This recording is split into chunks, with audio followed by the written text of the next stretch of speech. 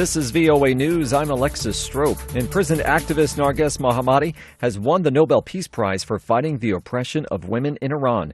AP correspondent Charles de Ledesma reports. The chair of the Norwegian Nobel Committee says the prize is first and foremost a recognition of the very important work of a whole movement in Iran, with its undisputed leader, Narges Mohammadi. Ms. Mohammadi is still in prison as I speak. Rhys Anderson says Mohammadi has been in prison 13 times and convicted 5 times. In total, she's been sentenced to 31 years in prison in Iran. I'm Charles de Ledesma. The United Nations High Commissioner for Human Rights deployed a field team on Friday to investigate an airstrike on a Ukrainian village that left at least 52 people dead. OHCHR spokesperson Elizabeth Russell. The strike is one of the deadliest since the 24th of February 2022. But of course, it is far from being the only one. UN High Commissioner for Human Rights, Volker Turk, who saw for himself the horrific impact of such strikes, is profoundly shocked and condemns these killings. A missile slammed into a cafe and grocery store in the village on Thursday as people gathered to mourn a fallen Ukrainian soldier. OHCHR said it had likely been fired by Russia, but that it was too early to say for certain. U.S. gymnast Simone Biles has won the individual all-around title at the World Championships for the 6th time to become the most decorated gymnast in history. Biles beat Rebecca Andrade from Brazil by 1.633 points. Biles now has 34 medals across the World Championships and Olympics, making her the most decorated gymnast ever, male or female, at the sport's 2 signature events ahead of the retired Vitaly Sherbo. For additional stories 24 hours a day and expanded news coverage, visit our website, voanews.com. This is VOA News. As House Republicans struggle to decide on a new leader, President Biden says he's willing to deal with whomever they pick. AP correspondent Sagar Meghani reports. Hours after his predecessor endorsed Jim Jordan as the next House Speaker, the president was asked if he could work with the fiery House Judiciary Chairman, who's helping lead a probe of the Biden family. For some people, I imagine it's going to be easier to work with than others. But whoever the speaker is, I'll try to work with. At the same time, he's urging the House GOP to not again put the country in a crisis mode. Days after reverting a government shutdown, the president notes there are only 40 days left to reach another funding deal. It's time to stop fooling around. House Republicans, it's time for you to do your job. Sagar Meghani, Washington. Dozens of leaders and members of various religious groups marched on Friday to Kenya's Supreme Court and Parliament to protest against a Supreme Court decision to uphold a ruling earlier this year that gave the right to LGBTQ organizations to be recognized by the country's NGO board. The march was also joined by members of Parliament who told the crowd that the ruling was illegal and went against African traditions.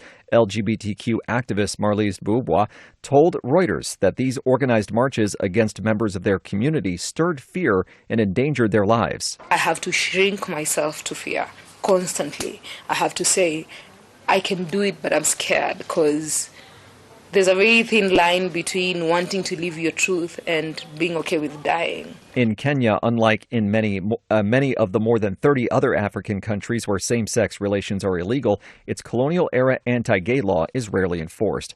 On Friday, Amazon achieved a significant milestone by launching the first 2 prototype satellites for its ambitious Kuiper internet network from Cape Canaveral, Florida. We have ignition and liftoff of the United Launch Alliance Atlas V rocket, carrying the proto-flight mission for Amazon's Project Kuiper. The momentous event was orchestrated by an Atlas V rocket, a collaborative effort between Boeing and Lockheed through their joint venture United Launch Alliance. It serves as the initial phase before Amazon deploys thousands more of these satellites into orbit, effectively beaming the internet across the globe. This strategic move aims to complement Amazon's formidable web services portfolio and directly compete with the well-established Starlink network, spearheaded by Elon Musk's SpaceX. Lebanon's police say prisoners set their cells on fire in a jail in eastern Lebanon, leaving 3 inmates dead and 16 others injured. The police statement said the fire started in several cells Friday in the main prison in the eastern city of Zale after an apparent escape attempt. It said 19 prisoners suffered from smoke inhalation and were taken to the hospital, where 3 later died. I'm Alexis Strope, VOA News.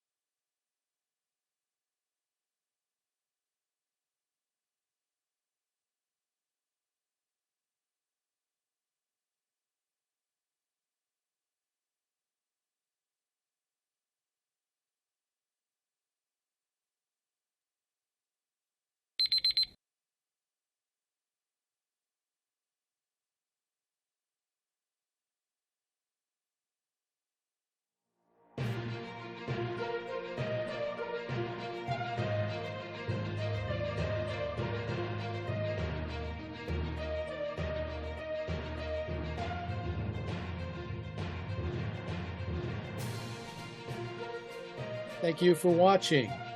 Can you do me a favor? Please leave a comment in the comments section below. That would really help. Thank you, and see you again soon.